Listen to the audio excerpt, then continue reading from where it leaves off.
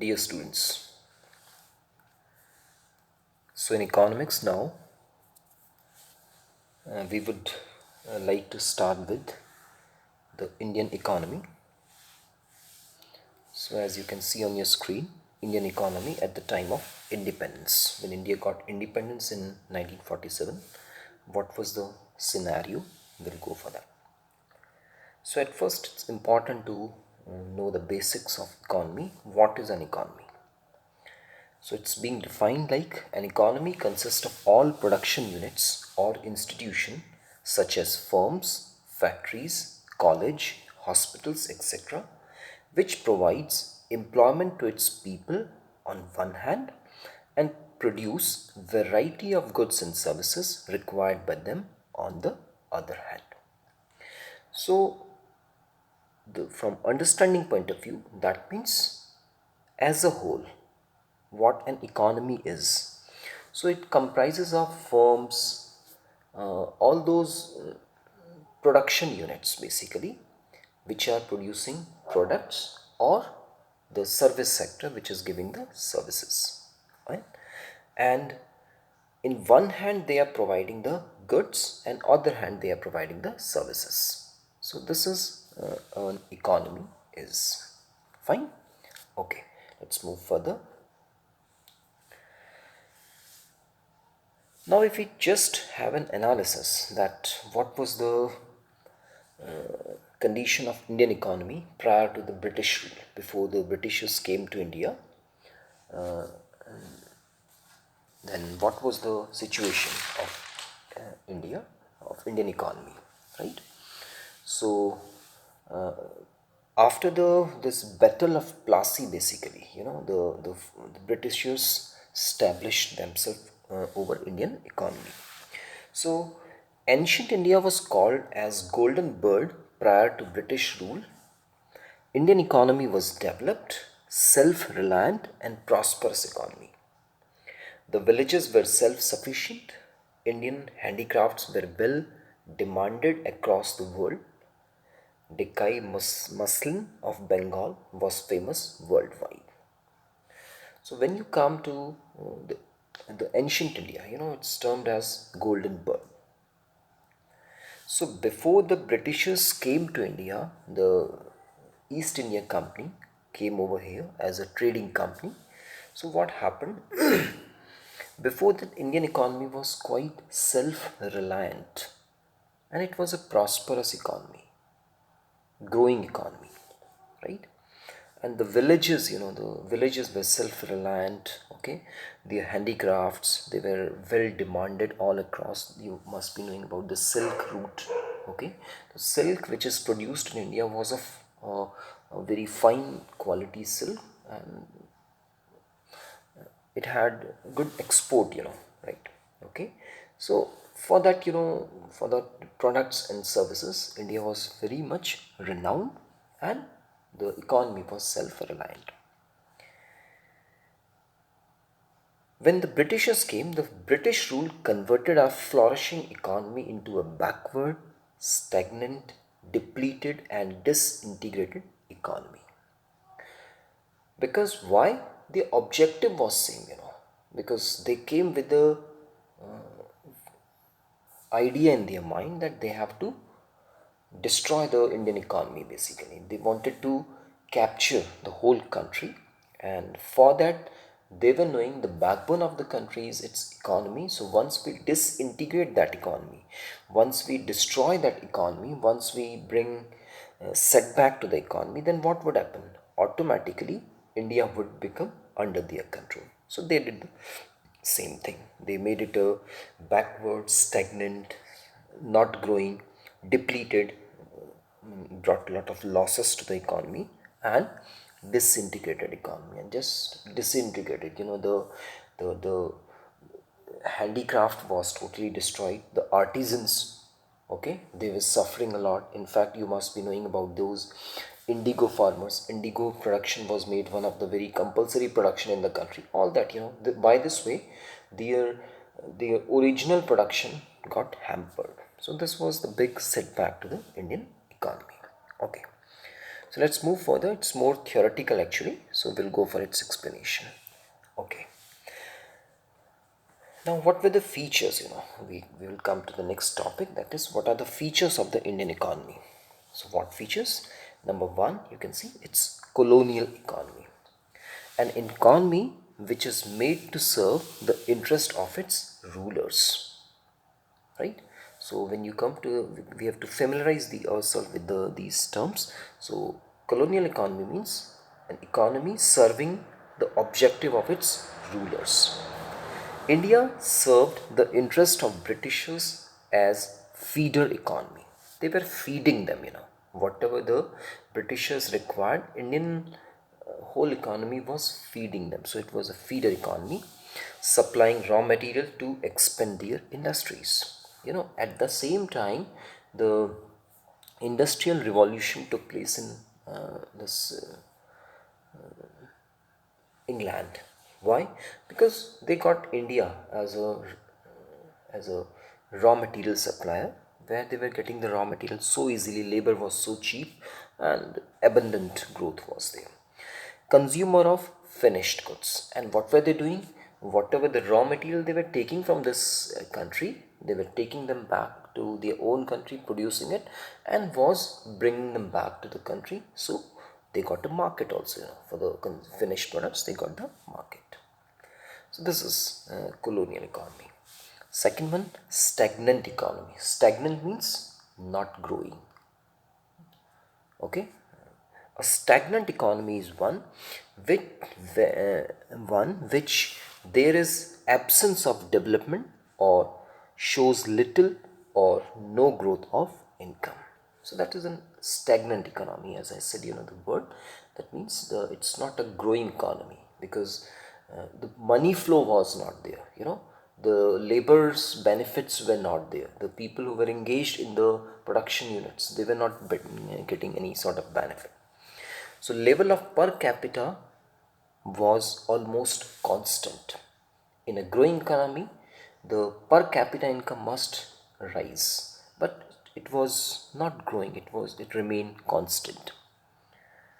Between 1860 to 1950, growth rate of per capita was 0.5% per annum.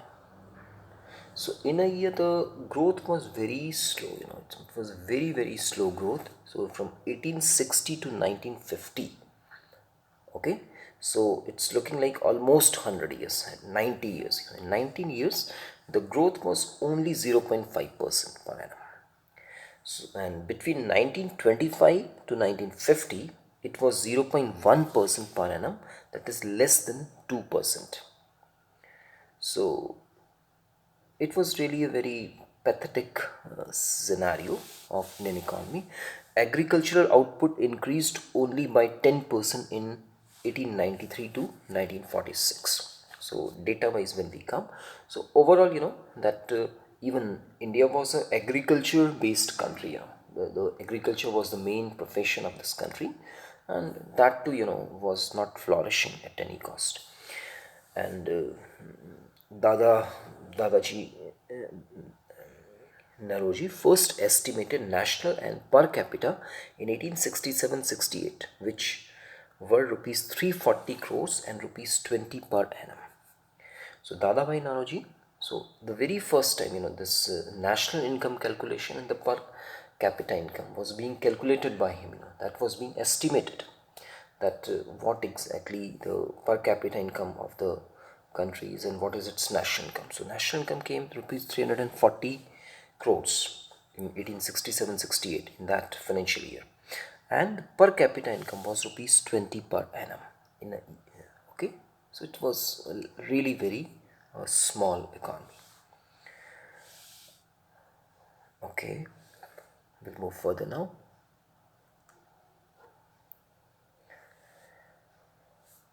The another kind of economy, that is backward economy. We have already gone for two economies, colonial one and the stagnant one. Now the third one we are taking, that is backward economy.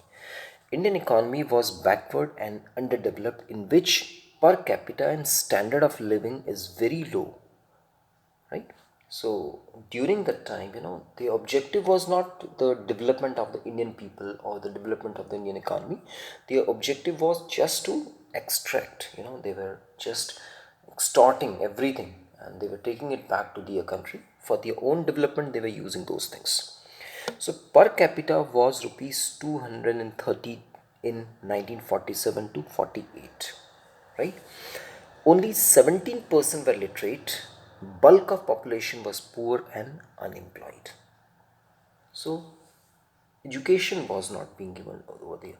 Now, if education was not given, means the infrastructure was not developed, the schools were not built, and the industries were not established. If industrial revolution would not have taken place, that means the people were unemployed. They were not employable basically. So they were just getting the slaves who were just working their works. Okay. The birth rate and the death rate were very high. So there was no human resource development as we call in modern world. So HRD part was really not the human resource development was never focused. So the people were dying and they were leading their life just like a can call animal, and they were dying. There was no importance that whether the person lives or he dies, because ultimately he has to lead his life just like a slave, dependent on other countries, and for their basics even, because their whole indigenous these economic setup was deteriorated, it was destroyed, their local industries were totally collapsed. So they were depending on other countries for their basic needs. Agriculture was main occupation, which was subsistence and stagnant, and the only thing by which the people were surviving and people were depending upon, that was the agriculture based. And that's why you would have seen in in our film industry, the very famous movie came that time, that was Mother India. So that time that struggle is being shown, that in what way the people were striving, they were dying of hunger, right? So this colonial rule actually brought the Indian economy to the backward economy basically. Okay. Fourth one, that is depleted economy. Depletion. It means what? It is an economy wherein no arrangements are made to replace the depreciated physical assets on account of their excessive use. So depletion one has come from, you can say from science basically. So ozone layer depletion we know. Okay, so what's happening? It keeps by wear and tear, when, like we know in the modern world economics, when the wear and tear is there, the capital goods have to be changed, right? But what was happening? There was no such arrangement. People had to work with the same physical assets. The assets were not improved. The improvement was never brought in technology. So with the same traditional ways, and if they were in the very poor conditions, still no improvement, no resource allocation was being done for bringing any change in the methods of production. No capital goods industries. So capital goods were not being established from where the capital can be generated. So all the such thing which were providing them the it's making the economy quite depleted. So fifth one we are taking, that is dependent economy. Means the word itself is defining dependent, depending on something. Pressure on population increased, which led to fall in agricultural activities. So we have to depend on other countries. So they were forced, the population, the people were forced, they were pressurized. So it led to the agriculture activities, so we have to depend on other countries. So led to the fall in agriculture activities, because when people are forced, so what would happen? They will never be able to grow if we are not giving them the free rights to explore the new opportunities for their own growth. So what would happen? It will turn into a complete dependent economy. So you will always depend upon the other countries for your basic needs. So this happens. And the sixth one is the disintegrated economy. the Indian economy became the disintegrated. Integrate means combine, disintegrate means break the economy, broken economy. The division of India and Pakistan had deeply shaken by the rehabilitation of refugees, shortage of raw material, food grains, and the loss of markets. So that too was one of the biggest setback to the economy. That what happened? It was disintegrated. Earlier it was a united country. India was a very large country with India and Pakistan being the same one country. But once it was broken in two countries, so what happened? It was a loss to the big economy, economical loss. Rehabilitation of the refugee, that becomes, the some people who remained here, or some people who have gone to Pakistan, or some people who came from Pakistan to this country. So their rehabilitation became a big issue because they are coming to the new land, so they require something where they can be established. And there was a shortage of raw material because till the time when India became independent, by the time the raw material of the country was already being exported to England to help them flourish their own industrial revolution, and there were no markets were completely collapsed. So we are finding that during the time, these six economies which we have taken it, the colonial economy it converted into, then it became a stagnant economy, the economy which was not growing, okay, and it became a backward economy, okay. So it's not moving ahead, but it's always going back, it became a depleted economy, okay. No new technology was brought, nothing, no this capital investment was there. It became a dependent economy which is depending on other countries for the basic needs, and it became a disintegrated economy because, and as we know that when India and Pakistan was divided, so what happened, it was a big setback to the Indian economy, right? Okay, so let's move further what it is. We are covering the next topic now, that is agriculture sector on the eve of independence. Okay, so this agriculture part I think we'll cover in the next video. So presently we just summarize this only. Let's come to this one. So we have just come to know that what was the scenario. Let's have a recap quickly. So what was the scenario before this British rule when they came to India? Before that, Indian economy was quite flourishing economy. It was a self-reliant economy. The growth was very good. Okay, the villages were quite self-reliant. Okay, trade was flourishing. Indian products were in high demand all over the world. So all that, once they came, then what happened? The objective was what actually? The objective was only to destroy the Indian economy. It was a golden bird, and later on that flourishing economy went into a backward, stagnant, depleted, and disintegrated economy. So these were the setbacks which this British rule actually brought to Indian economy. Fine. So this portion we have taken. Now this one will take in the next video. That's based upon that. Agriculture sector on the eve of independence. In what way? Because we know that agriculture always remained the main economic activity in the country like India, and today even agriculture is one of the major industry where the maximum people are engaged. So we'll go for its detailed explanation in the further videos. Thank you.